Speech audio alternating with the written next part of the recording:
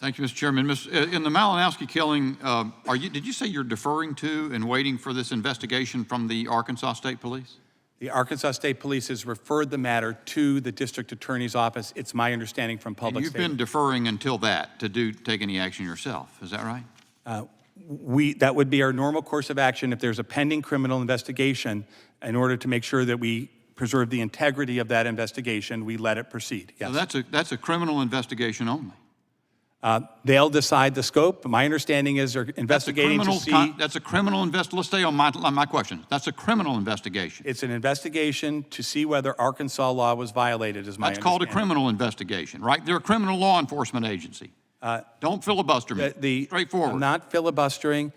You know that state prosecutors have a variety of different. That's my time. The Arkansas State Police, in their press release on April 24, 22, said, "We do not have the authority to address methods and tactics used or whether agency protocols and policies were followed." Have you seen that?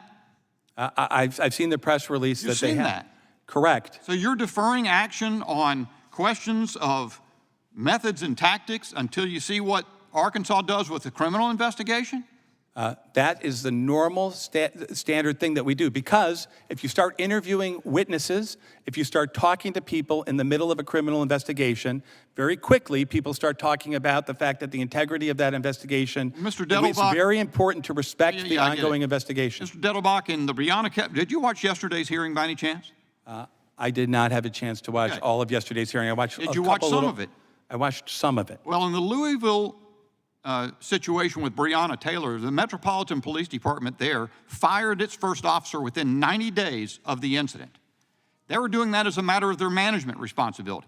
By the way, the Justice Department, of which your agency is a component, has conducted a pattern and practice investigation and is pursuing enforcement action against the Louisville Police Department. What is your excuse for not taking managerial action about the appropriateness of the tactics used in the Malinowski killing? I think you would agree with me that police officers and agents are entitled to due process just like everybody else. There's no doubt about that. That doesn't answer my question. Don't you have management responsibility with respect to the way the agency is conducting such matters?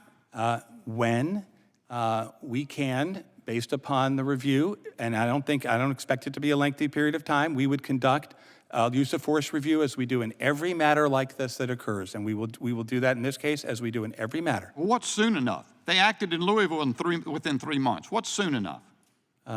Respectfully, we'll see that the investigation will end, and then we will commence our internal review, as we always do. Concerning body cams, you testified that the rollout within ATF was incomplete.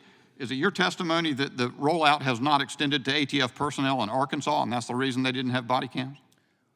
The field division that covers Arkansas has not yet been implemented. That's correct. Okay. And you said, what did you say the cost was of your item there? Something in the tens of millions. Was it 40 million, 45 million?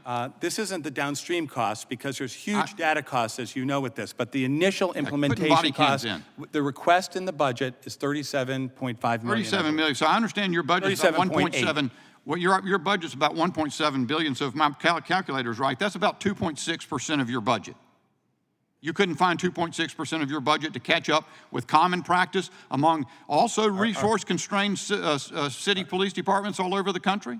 Respectfully, our budget is not 1.7, it's 1.625. Whatever. And the reason I know that is because that $45 million cut has resulted in not being able to hire agents. Yeah, but you're talking about something else. I'm talking about body cams that are in common use among metropolitan police departments across this country. And you're saying something that involves 2 or 3% of your budget prevented you from getting it done? I'm saying that we're in the process, as we said from the beginning, of implementing the policy in phases. Let me ask you this, Mr. Director. Mr. Director, let me ask you this question. I understand there could be justifications for lots of things about putting tape on, jamming signals, things like that in a certain set of circumstances. What can possibly justify deferring, as that video showed, deferring the execution of that search warrant until the person who justifies the use of such tactics, if there's a question of a risk of violence, was present in the home? These are career law enforcement agents and police. I didn't ask that. And they make determinations. I asked you what could possibly justify that. In my experience, when an agent decides, when a cop decides to go through a door, when a cop decides to execute an operation, they are entitled, if they're correct, the warrant allowed that warrant to be executed on the day it was executed. We'll see what the investigation says, but Congressman, armchair quarterbacking police officers who are risking their lives without evidence yet is not the way to go here. That's about 5,000 words and not one justification uttered, not one possible justification. My time has expired.